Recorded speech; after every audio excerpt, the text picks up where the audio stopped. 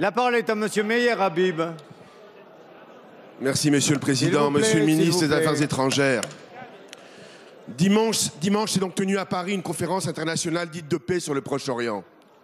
On aurait pu imaginer que l'urgence d'une telle conférence fut d'éradiquer l'État islamique responsable de 250 morts dans notre pays. Évidemment non. On aurait pu espérer que l'urgence d'une telle conférence fût de mettre fin au calvaire du peuple syrien après 500 000 morts. Évidemment non. On aurait pu rêver que l'urgence fût le sauvetage des chrétiens d'Orient et des yézidis. Non et encore non. 70 pays dont une majorité de dictatures animées par une obsession. Instruire le procès d'Israël, unique démocratie de la région, en première ligne contre le djihadisme. Mais quel crédit votre gouvernement peut avoir après l'abstention honteuse à l'UNESCO sur une résolution islamisant le mont du Temple et le mont occidental à Jérusalem?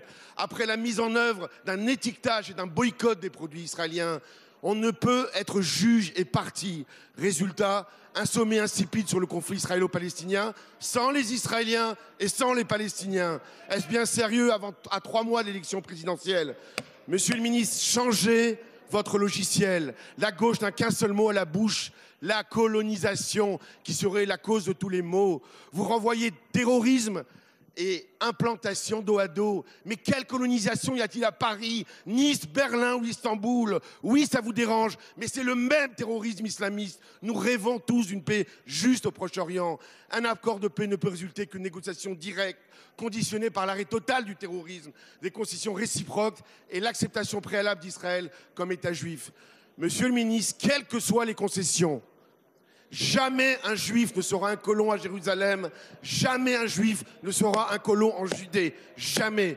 Alors que votre majorité agonise, pourquoi cette conférence introspective? Je crains que ce soit, hélas, une tentative de récupération de l'électorat islamo-gauchiste au risque d'emporter un peu plus. Jean-Marc Ayrault, ministre des Affaires étrangères et du Développement international.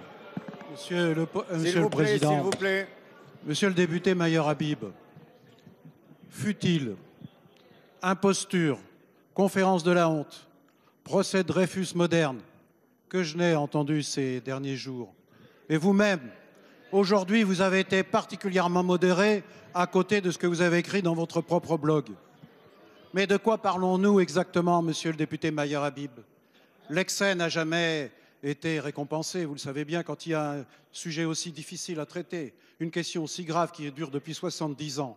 Nous avons tenu dimanche une conférence de la paix où étaient représentés 70 pays, les Nations Unies, l'Union européenne et la Ligue arabe. Et une déclaration a été adoptée par tous les participants avec un seul objectif, permettre aux partis israéliens, palestiniens de reprendre enfin le nécessaire processus de négociation pour aboutir à un accord, c'est-à-dire la perspective de 2 États, Israël, Palestine, vivant en paix et en sécurité et permettant la prospérité dans toute cette région. Qu'avons-nous fait contre la paix? Qu'avons-nous fait? Nous avons été réunis parce que nous refusons le statu quo, nous refusons la démission, nous voulons la paix et rien d'autre, et c'est ce que nous avons dit aux Israéliens. Ils ont décidé de ne pas venir, ils ont condamné. C'est leur responsabilité. Je parle du gouvernement israélien. Et puis, j'ai vu également que le Hamas avait considéré que cette conférence était absurde. Peut-être qu'au fond, le chemin étroit que nous avons emprunté était le bon.